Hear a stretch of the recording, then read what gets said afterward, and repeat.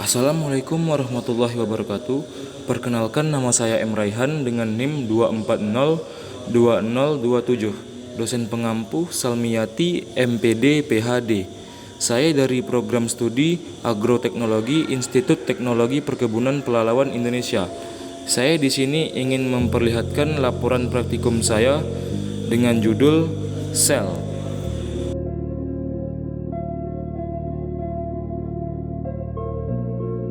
Latar belakang, sel merupakan unit struktural dan fungsional terkecil dari makhluk hidup. Semua organisme hidup, baik yang bersel satu atau uniseluler maupun yang bersel banyak atau multiseluler, tersusun atas sel. Sel memiliki berbagai komponen yang memungkinkan terjadinya proses kehidupan seperti metabolisme, pertumbuhan, dan reproduksi. Tujuan praktikum 1. Menjelaskan struktur umum sel tumbuhan serta menggambarkannya secara skematik. 2. Membedakan sel hidup dan sel mati. 3. Mengenali tipe sel. 4. Melakukan eksperimen terkait fisiologi sel. Alat dan bahan.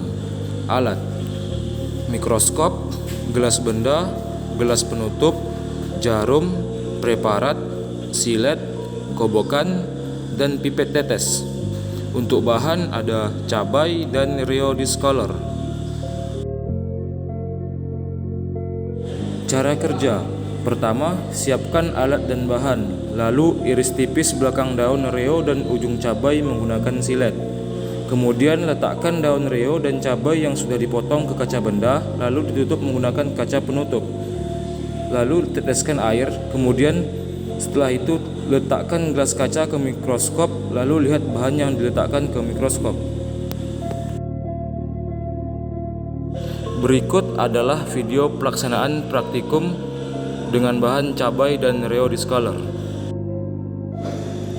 Pertama, kedua bahannya kita iris tipis-tipis.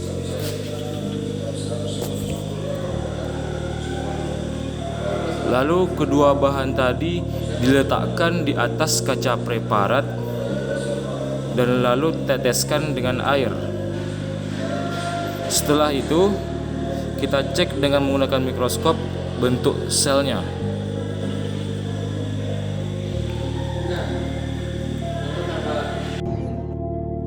Berikut adalah bentuk dari 9 sel yang telah dilihat menggunakan mikroskop.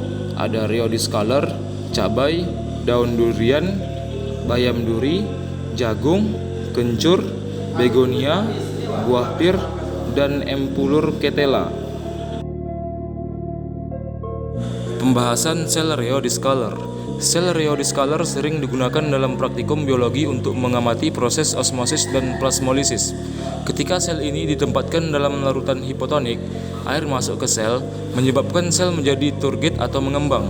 Sebaliknya, dalam larutan hipertonik, air keluar dari sel menyebabkan plasmolisis di mana membran plasma terlepas dari dinding sel dan sel tampak mengkerut.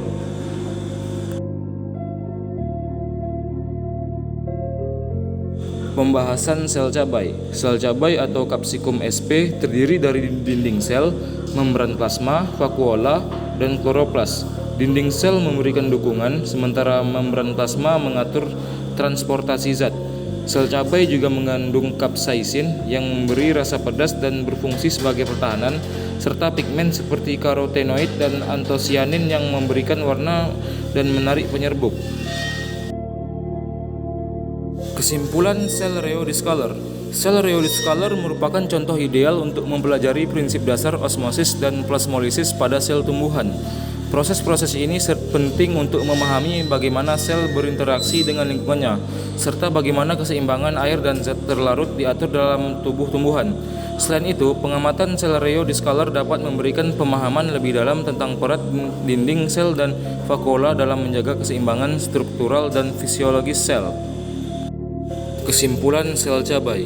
Sel cabai tidak hanya memiliki struktur dasar sel tumbuhan, tetapi juga menghasilkan kapsaisin yang berfungsi dalam pertahanan dan pigmen yang memberikan warna serta menarik penyerbuk.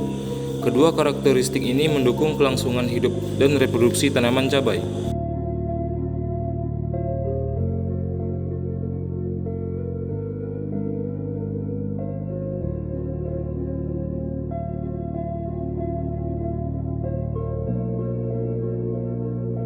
Itulah isi dari laporan praktikum saya.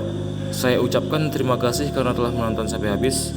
Assalamualaikum warahmatullahi wabarakatuh.